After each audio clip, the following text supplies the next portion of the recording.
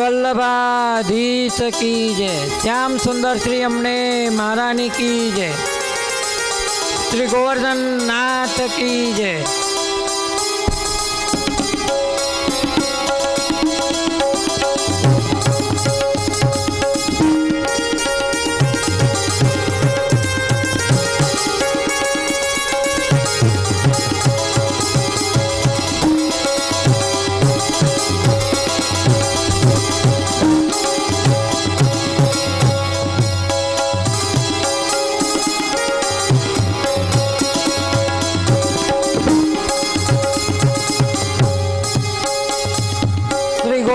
નાથ કી જય।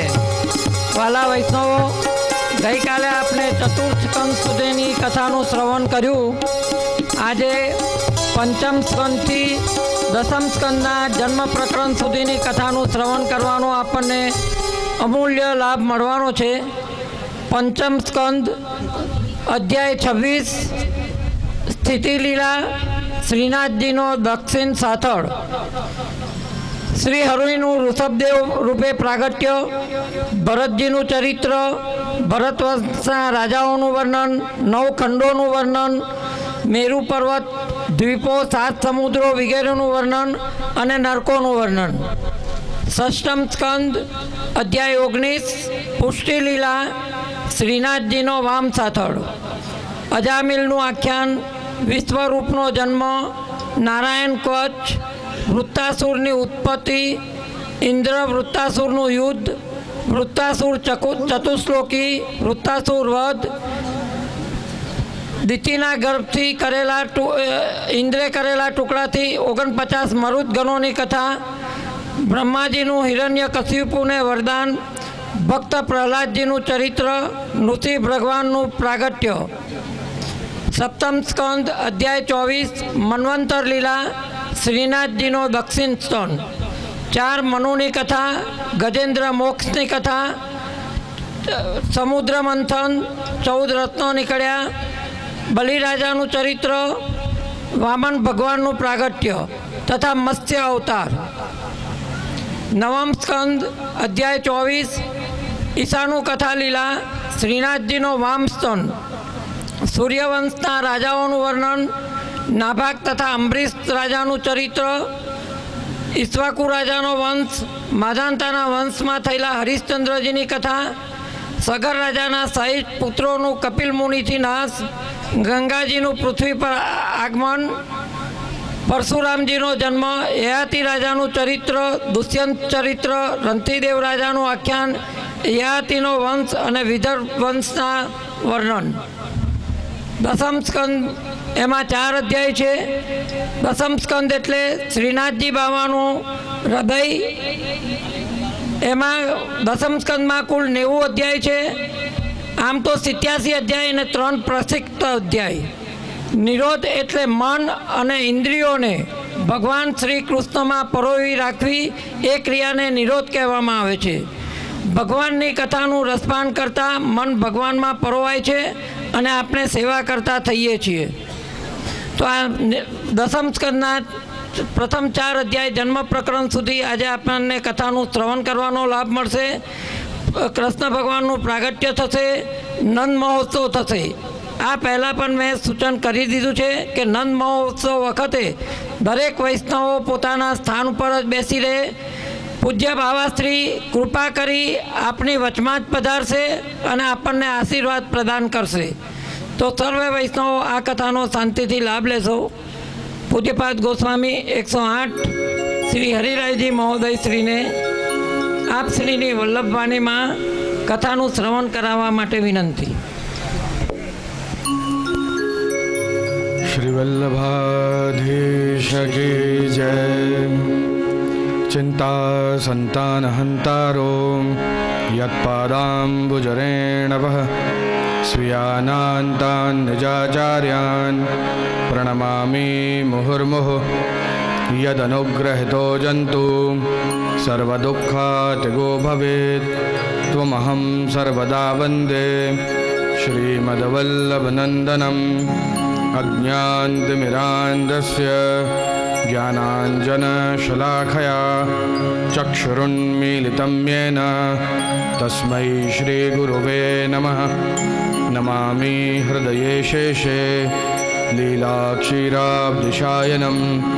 लक्ष्मीसहस्रलीलावे सेव्यमानं कलानिधिं चतुर्भेश्च चतुर्भेश्च चतुर्भेश्च त्रिभिस्तथा षड्भिर्विराजते ओसौ पञ्चधा हृदये मम। बर्हापीडं नटवरवपुः कर्णयोः कर्णिकारं बिभ्रद्वासः कनककपिशं वैजयन्तीं च मालां रन्ध्राणवेणोरदरसुदया पूरयन् गोपवृन्दैः वृन्दारण्यं स्वपदरमणं प्राविशद्गीतकीर्तिः। कस्तूरीतिलकं ललाटपटले वक्षस्थले कौस्तुभं नासाग्रे वरमौक्तिकं करतले वेणुः करे कङ्कणं सर्वाङ्गे हरिचन्दनं सुललितं कण्ठे च मुक्तावली गोपस्त्रीपरवेष्टितो विजयते गोपालचूडामणि प्रभुर्नन्दकुमारो मे स्वामिनी वृषभानुजा कृतार्थोऽहं कृतार्थोऽहं कृतार्थोऽहं न संशय। श्रीकृष्णाय नमः। श्रीगोपीजनवल्लभाय नमः। श्रीमदाचार्यचरणकमलेभ्यो नमः। श्रीगुसाईजी परमदयालवे नमः। श्रीघनश्यामाय नमः। श्याम सुंदर श्री यमुने महारानी की जय। श्री गिरिराज धरण की जय।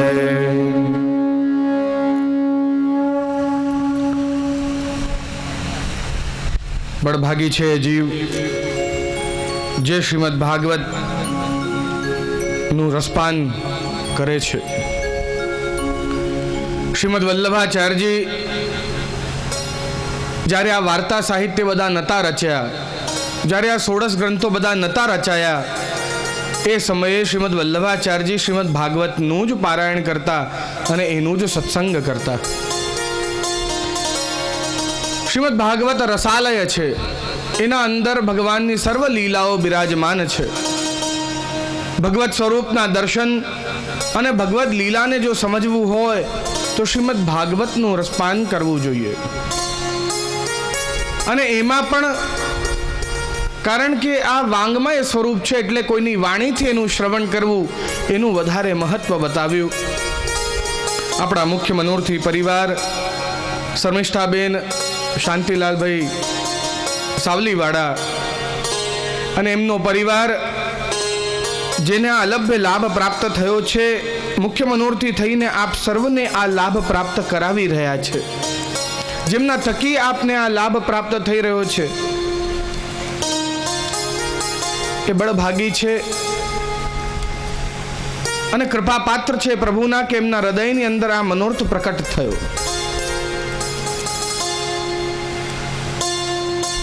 ભગવાન સંબંધી કોઈ વાત હૃદયમાં આવે, કૃપા તો ત્યાં જ થઈ ગઈ છે પ્રભુની। હવે તો આપને એનું ફલ મળી રહ્યું છે જે આપ આ 7 દિવસની ભાગવતનું કથાનું શ્રવણ કરી રહ્યા છો। કૃપા તો ત્યારે જ થઈ ગઈ કે જ્યારે મનની અંદર વિચાર આવ્યો કે મારે શ્રીમદ ભાગવત કથા કરવી છે। આવું સુંદર આજનું દિવસ પુષ્ટિ માર્ગમાં ઉજવાતા 4 ઉત્સવો,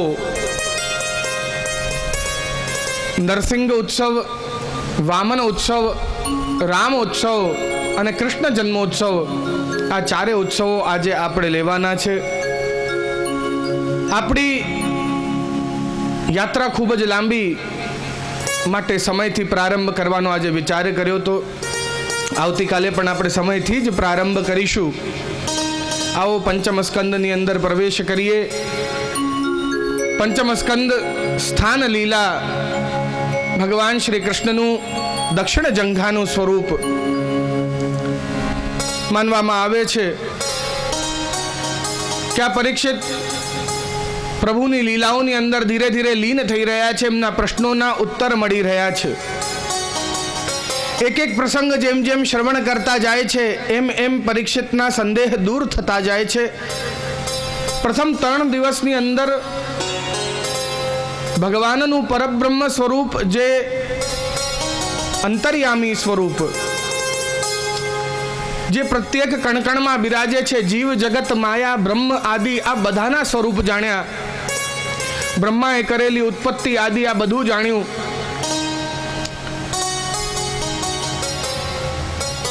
પ્રથમ 3 દિવસ ઘણી બધી વખતે એમ લાગે કે થોડા સ્લો ચાલી રહ્યા છે. ઘણી બધી વખતે એવું લાગે ભાગવત કથાની અંદર. પણ વાસ્તવમાં કેવું છે કે કોઈ પણ માણસ વિશે કે કોઈ પણ એક લીલા વિશે કે કોઈ પણ એક વ્યક્તિ વિશે જ્યારે જાણવું હોય તો એની આસપાસની બધી સંબંધિત જે વાર્તાઓ હોય એ જાણવી જરૂરી હોય.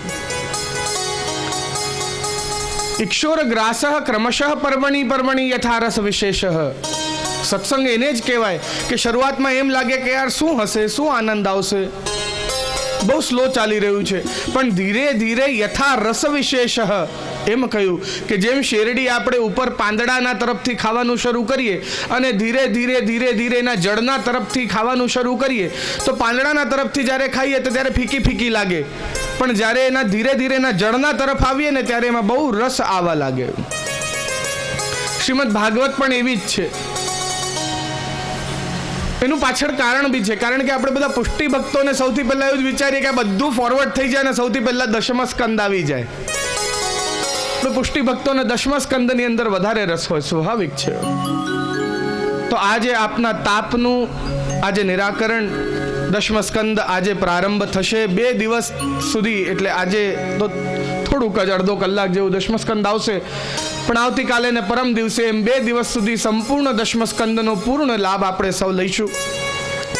પરીક્ષિત પ્રશ્ન પૂછી રહ્યા છે સુખદેવજીને, હે મહારાજ, આપે ઉત્તાનપાદના પ્રસંગો બધા સંભળાવ્યા, પણ હવે એમના જ્યેષ્ઠ ભ્રાતા જે પ્રિયવ્રત જે છે એમના પ્રસંગો મને સંભળાવો. આ પ્રિયવ્રતને તો પોતાના મનની અંદર એવું વિચાર કર્યું હતું કે હું સંન્યાસ લઈશ, ભગવદ નામ લઈશ, મોક્ષની પ્રાપ્તિ કરીશ, તો પછી એમને ગ્રહસ્થાશ્રમ શું કામ અપનાવ્યો, શું કામ લગ્ન કર્યા? સુખદેવજી કહેવા લાગ્યા, રાજન, પ્રિયવ્રતને બ્રહ્માજીની આજ્ઞા થઈ અને બ્રહ્માજી આજ્ઞા કરી કે તમે ગ્રહસ્થ આશ્રમ અપનાવો અને એના દ્વારા આ સૃષ્ટિનું સર્જન કરો. બ્રહ્માજીની આજ્ઞા પ્રાપ્ત કરી પ્રિયવ્રતે વિશ્વકર્મા પ્રજાપતિના જે પુત્રી છે બર્હિષ્મતી, એમની જોડે એમના વિવાહ થયા. 10 પુત્રો અને 1 પુત્રી થઈ. એક વખતે પ્રિયવ્રત રાજા સુમેરુ પર્વતની પરિક્રમા કરી રહ્યા છે અને એ સમયે એમને જોયું કે પર્વતના એક તરફ તો દિવસ છે ને એક તરફ રાત્રિ છે. વિચાર કર્યો કે મારા રાજ્યમાં રાત્રિ ન પડવી જોઈએ ને આમ કરતા સૂર્યની ગતિ રોકવા ગયા, સૂર્યને પકડવા ગયા, પણ સૂર્ય હાથમાં આવે નહીં. રથ લઈને દોડે છે સૂર્યની પાછળ અને આમ કરતા સૂર્યને પકડવાના માટે એમને આ પૃથ્વીની 7 પરિક્રમા કરી અને રથના પૈડાના ઘસારાના કારણે આ પૃથ્વી ઉપર 7 દ્વીપો પડી ગયા અને એ 7 દ્વીપોનું નામ અહીંયા ઉલ્લેખ મળે છે. જંબુ દ્વીપ, પ્લક્ષ્ય દ્વીપ, શલ્મલી દ્વીપ, કુશ દ્વીપ, કૌંચ દ્વીપ, શાક દ્વીપ અને પુષ્કર દ્વીપ. આમ કરીને 7 દ્વીપ પડ્યા અને 7 દ્વીપના વિભાજનના કારણે 7 સમુદ્રના વિભાજન થયા અને એના અંદર ખારા પાણીનો સમુદ્ર, ગન્નાના એટલે શેરડીના રસનો સમુદ્ર, મદિરાનો સમુદ્ર, ઘીનો સમુદ્ર, દૂધનો સમુદ્ર, દધીનો સમુદ્ર અને મીઠા જલનો સમુદ્ર. આમ કરી આ 7 સમુદ્રના પણ વિભાજન થયા.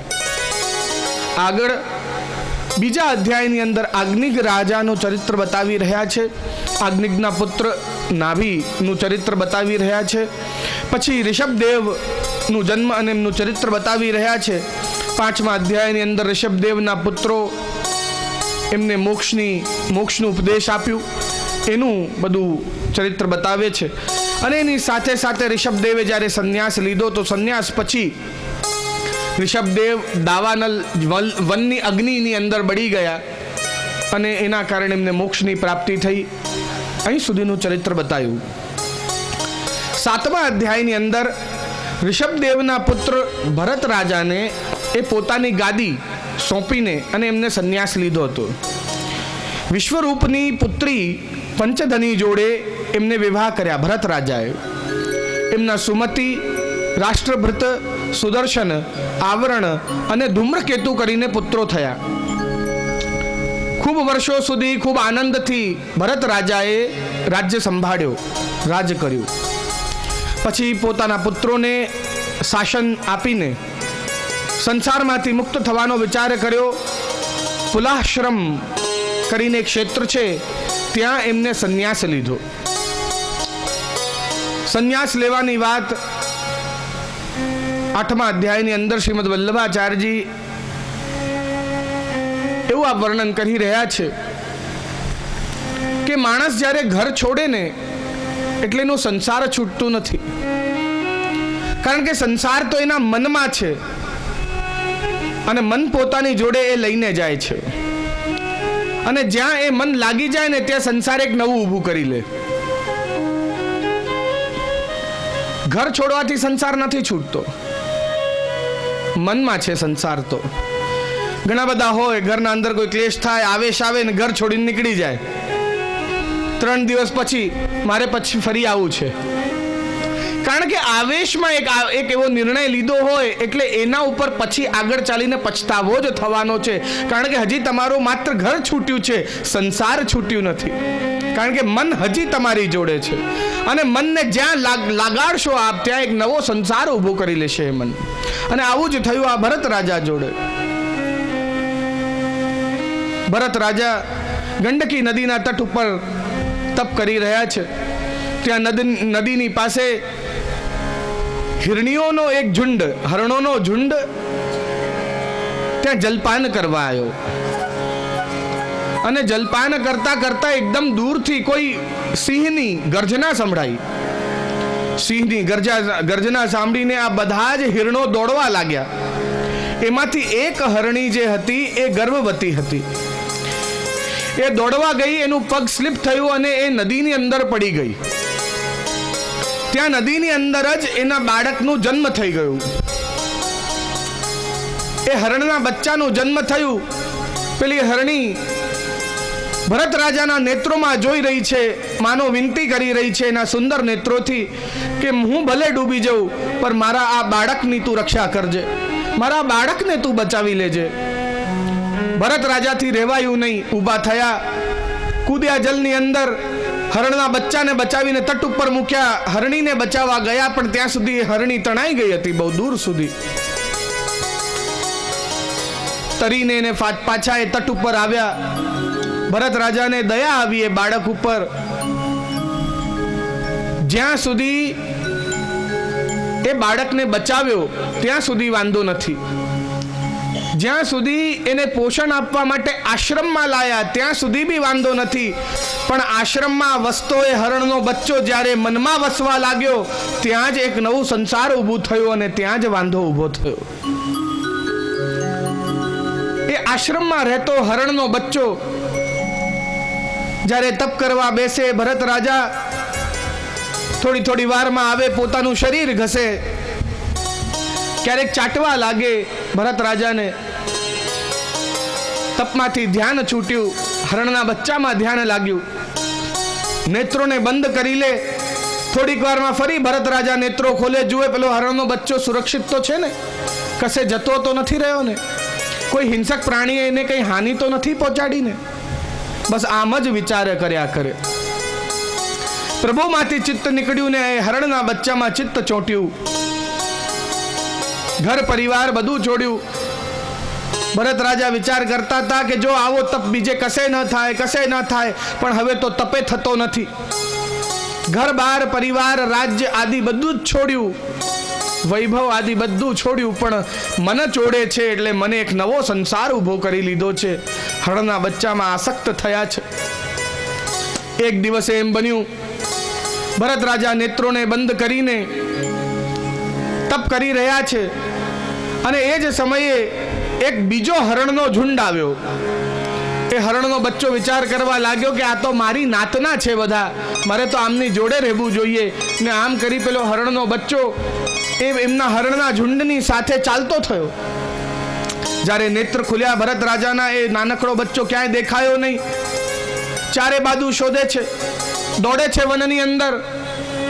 વિરહ થઈ રહ્યો છે, હરણના બચ્ચામાં આસક્ત થઈ ગયા છે.